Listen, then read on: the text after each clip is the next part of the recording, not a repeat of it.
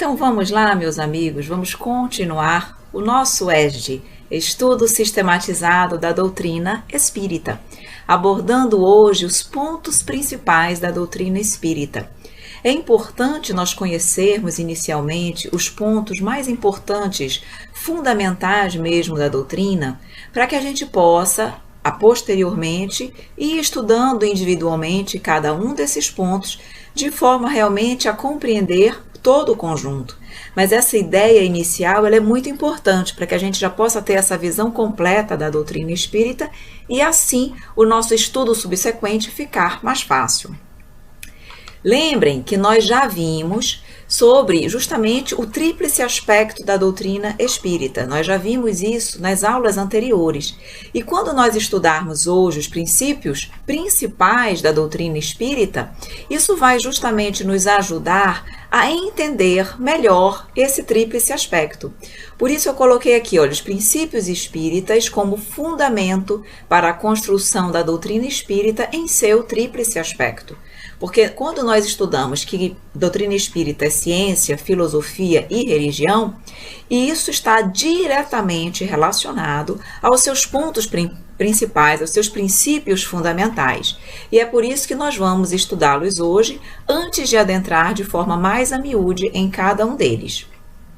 Mas antes de nós realmente vermos a parte teórica, eu trouxe um videozinho para vocês, tá? Que é justamente para trazer, digamos assim, os aspectos principais. É um videozinho de 2 minutos, rápido, mas vocês já vão ter condições de ter uma rápida noção do que nós vamos falar depois, ok? Então prestem atenção no vídeo, que a gente vai depois comentar sobre ele.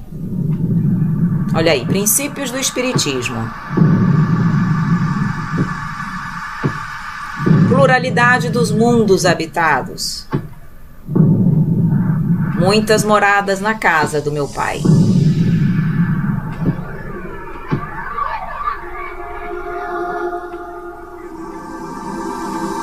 Falando dos tipos de mundos. Vamos entender isso no futuro, tá?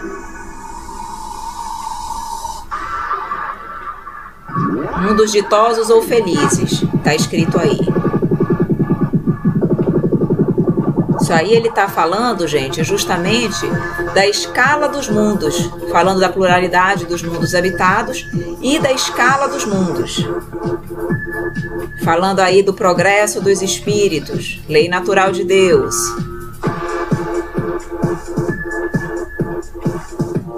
O mundo espírita preexiste e sobrevive a tudo, falando da existência dos espíritos.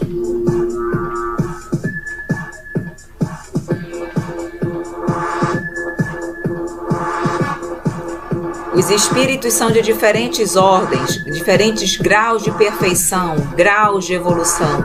Não têm todos a mesma moralidade, intelectualidade, inteligência e, portanto, progresso. Lei da reencarnação. Importantíssimo, fundamental para compreender a doutrina espírita. Olha aí, base essencial da justiça divina, reencarnação. Pronto. E aqui a gente finaliza nosso videozinho. A gente teve aí oportunidade de forma rápida de jogar esses pontos para que a gente já possa começar a conversar e ter um pouquinho uma ideia melhor dos pontos principais acerca da doutrina espírita. Então vamos iniciar. O primeiro e mais importante, não digo mais importante, mas é fundamental para que a gente possa entender a doutrina espírita e a justiça do Pai, é justamente a existência de Deus. Quando a doutrina espírita nos fala que Deus é eterno, imutável, imaterial, único, onipotente, soberanamente justo e bom, ele está nos falando sobre os atributos de Deus. Mais à frente nós vamos estudar de forma separada sobre Deus, o que é Deus, as provas da sua existência, os seus atributos, tudo isso nós vamos estudar. Mas nós precisamos inicialmente aceitar a ideia de que Deus existe, de que ele é uma inteligência suprema, causa primária de todas as coisas e a base de tudo. Então, aqui ele vem nos mostrar alguns dos atributos de Deus, que mais tarde, lá na frente, nós vamos estudar. Então, é eterno, imutável, imaterial, único, onipotente, soberanamente justo e bom. Além disso, um dos princípios falando sobre Deus, a doutrina espírita nos diz que Deus criou o universo, que abrange todos os seres animados e inanimados, tanto no plano material quanto imaterial, ou seja, tanto o mundo dos espíritos encarnados quanto dos espíritos desencarnados. Porque está lá na pergunta número 1 do livro dos Espíritos, que é Deus?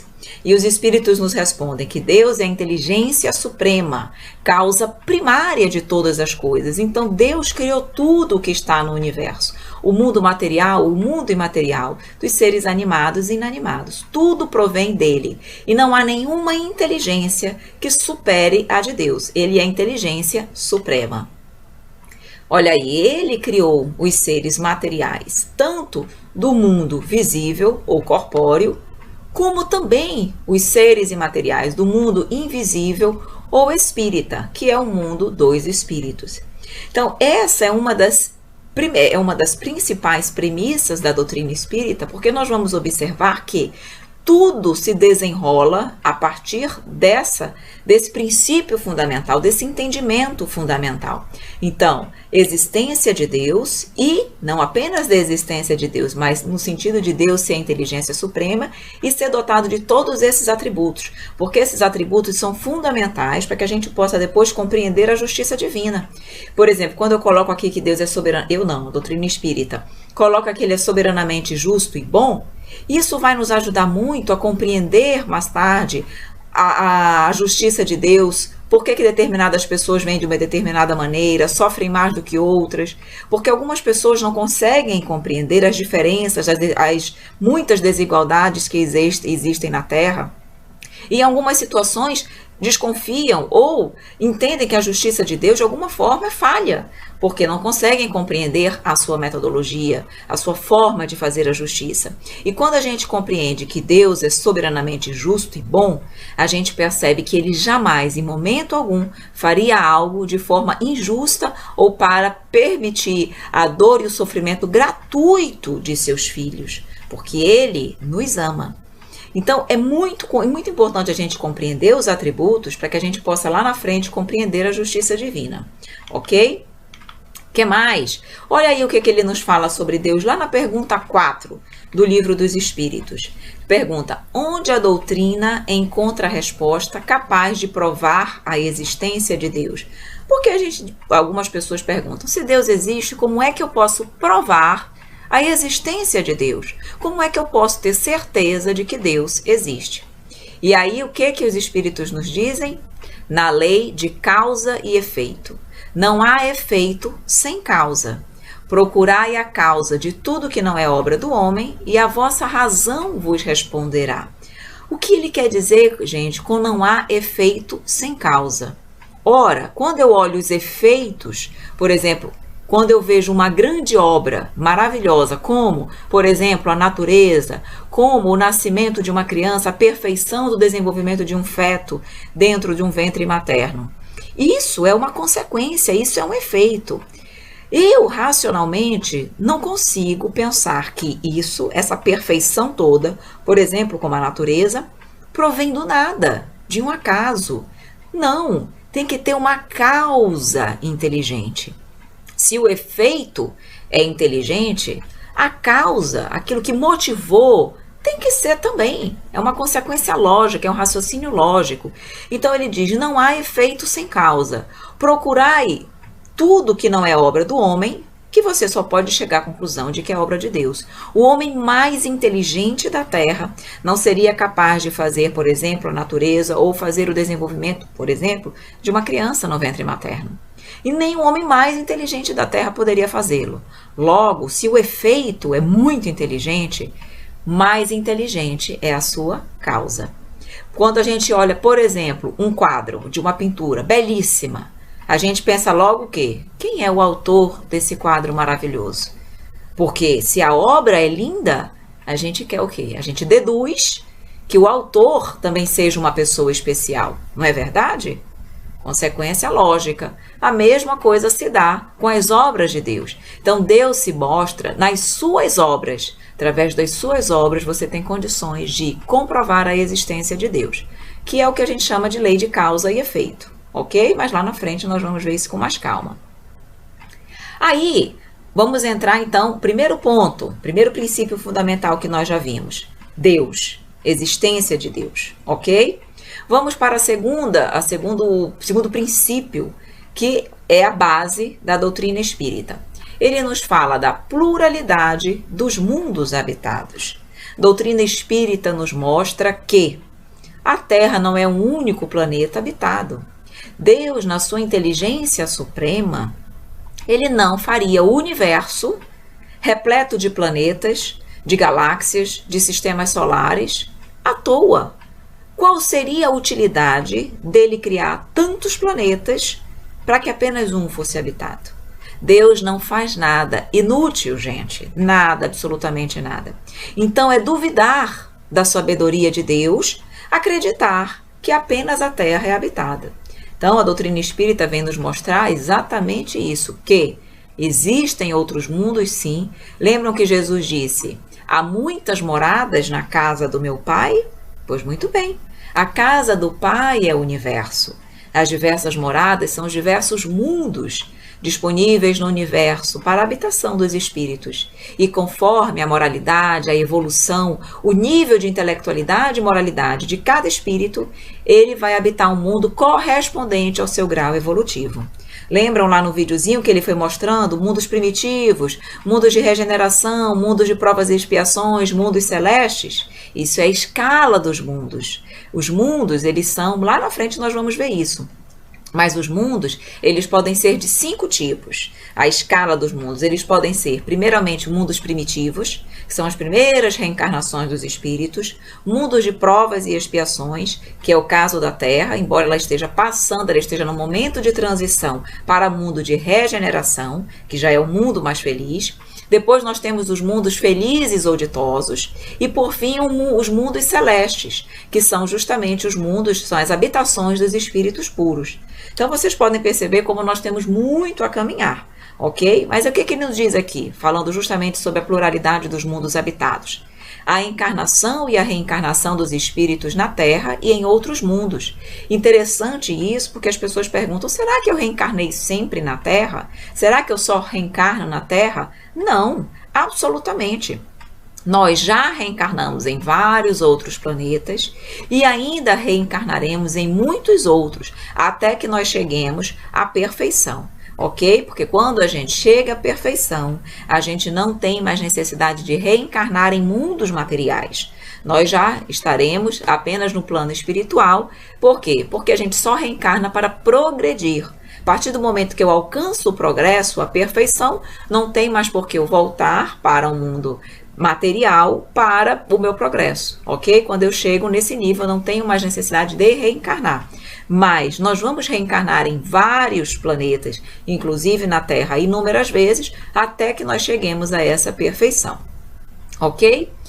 Outro ponto que nós falamos, outro ponto principal da doutrina espírita é justamente a pluralidade das existências, ou seja, reencarnação.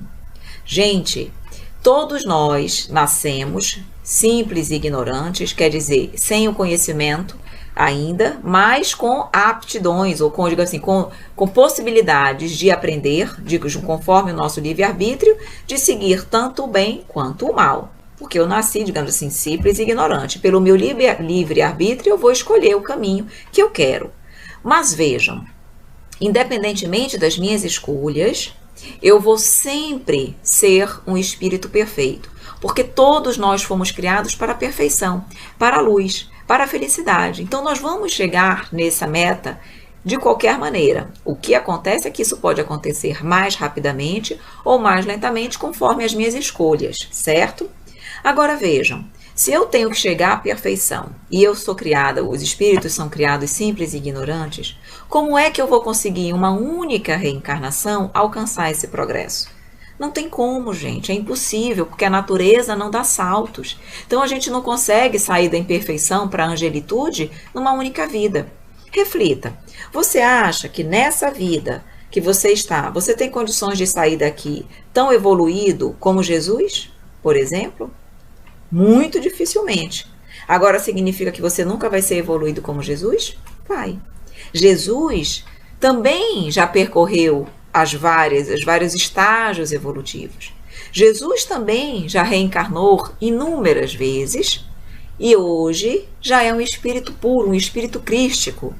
Mas nós também um dia seremos como Jesus, mas não numa única reencarnação. Por isso, a pluralidade das existências, por isso, a necessidade de nós reencarnarmos várias vezes, porque em cada reencarnação nós vamos adquirindo um progresso diferenciado, nós vamos evoluindo num aspecto, numa virtude, adquirindo uma condição necessária para o nosso progresso e para a nossa evolução. Então, olha o que ele diz aí. A alma progride e se depura, submetendo-se à prova de uma nova existência. É como se nós tivéssemos, por exemplo, vamos examinar as crianças, os jovens que passam por toda a fase escolar. Quando você vai passando de ano, adquirindo aquele conhecimento, você não passa para a série subsequente? Você não volta para a série anterior se você já aprendeu, se você já passou. Você caminha sempre para frente, para que você possa adquirir todo o conhecimento necessário. Exatamente assim é o processo reencarnatório.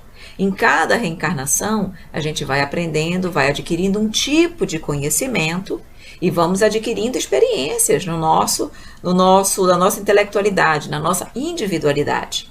E não se perde, viu? O que a gente adquiriu não se perde. A gente pode até não lembrar numa próxima existência, porque tem o esquecimento do passado, e lá na frente nós vamos entender a necessidade do esquecimento do passado, mas o conhecimento está ali. Quando você retorna ao plano espiritual ou mesmo nessa vida, aquele conhecimento está presente na forma de intuição. Ele está ali, você não perde, ok? Então você vai num processo sempre gradativo e ascendente. Todos nós temos muitas existências, é o que eu falei, necessidade das muitas existências para que o progresso ocorra e seja alcançado um dia. O objetivo da reencarnação é expiação e melhoramento progressivo da humanidade. Sem isso, onde estaria a justiça? O que é expiação quando ele fala aqui? Vejam, nós temos o nosso livre-arbítrio, certo? Falei que nós nascemos simples e ignorantes, mas com aptidões tanto para o bem quanto para o mal. Vamos supor que no decorrer da nossa caminhada evolutiva a gente se equivoque, a gente faça escolhas equivocadas, o que é muito comum, certo? A gente vive errando, vive de qualquer forma escolhendo caminhos que muitas vezes a gente sabe que não é ideal, mas a gente ainda faz. Pois muito bem, nesse caminho de escolhas equivocadas, a gente prejudica pessoas, a gente machuca, a gente age em desconformidade com a lei de Deus. E o que vai acontecer? Em algum momento eu vou ter que reparar esses equívocos, resgatar esses erros, me libertar daquele passado escuro para que eu possa ascender, para que eu possa estar livre para o meu progresso, para caminhar.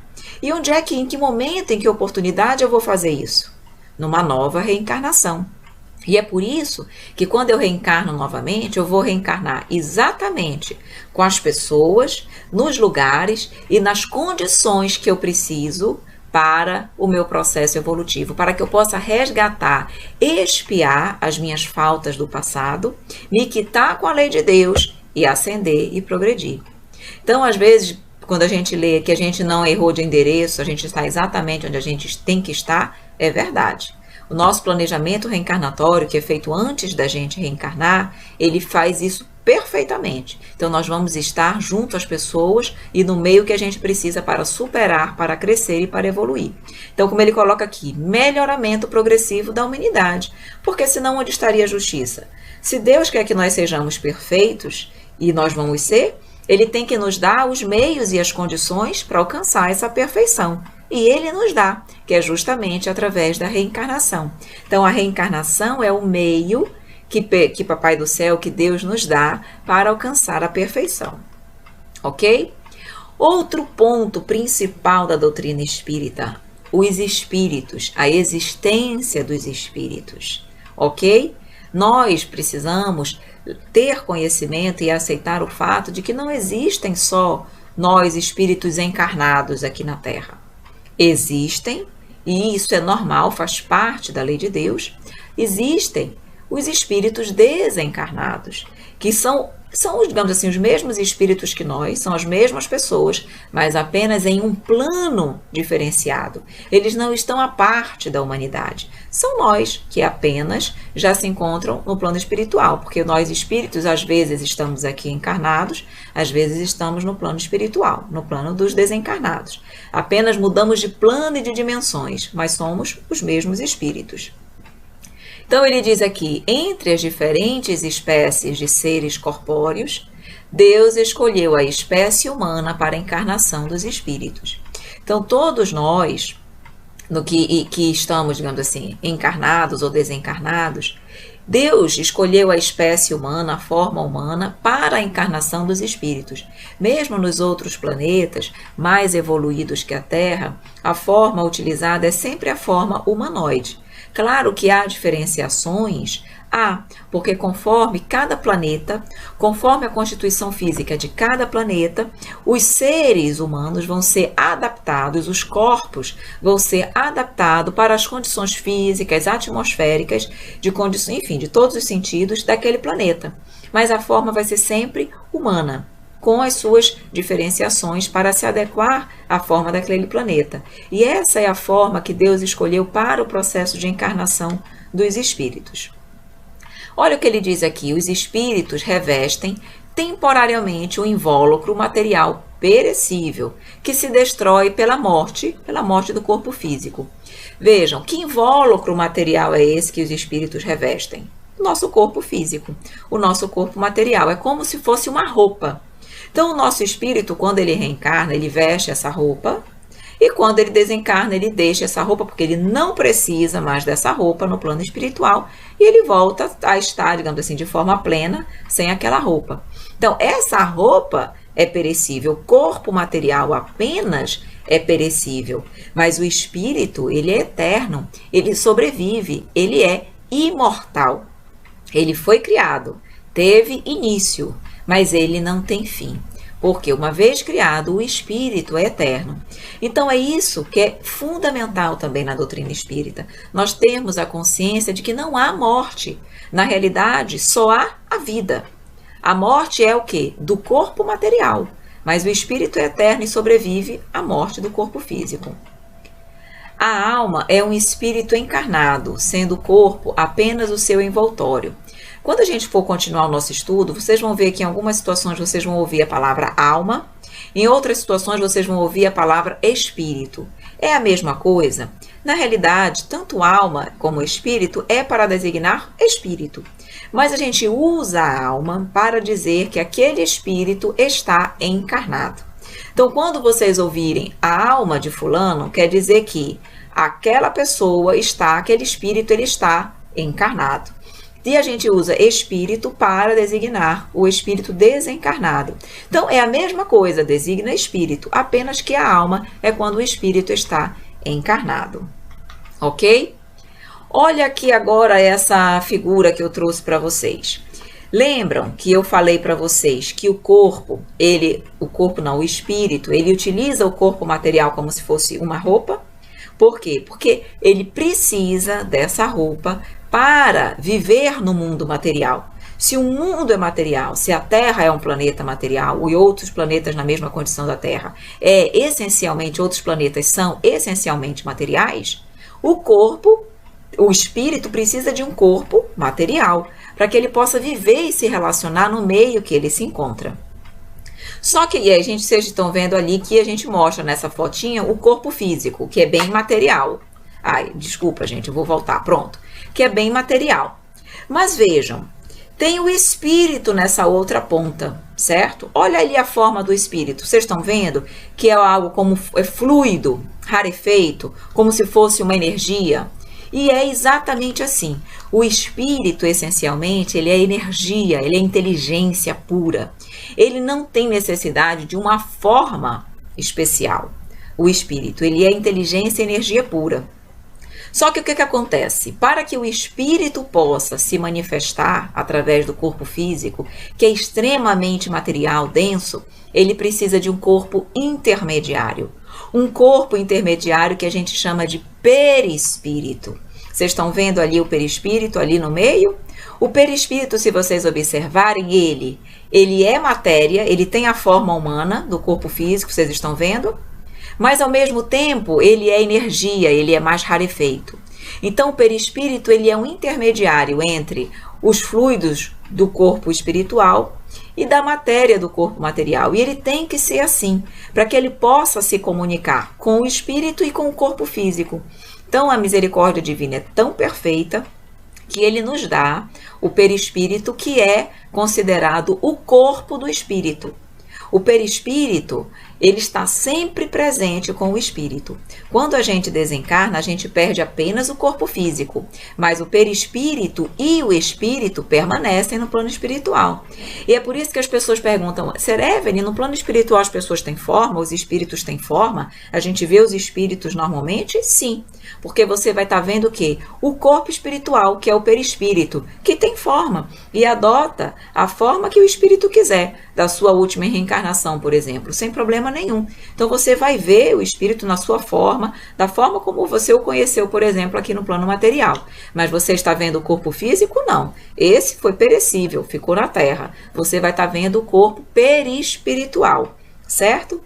E outra coisa importante em relação ao perispírito é que, como o espírito é muita energia, é uma energia muito forte, se ele, digamos assim, atuasse diretamente sobre o corpo físico sem a presença do espírito, o corpo físico não suportaria a energia, a carga energética muito alta do espírito. Ele se dissiparia, certo?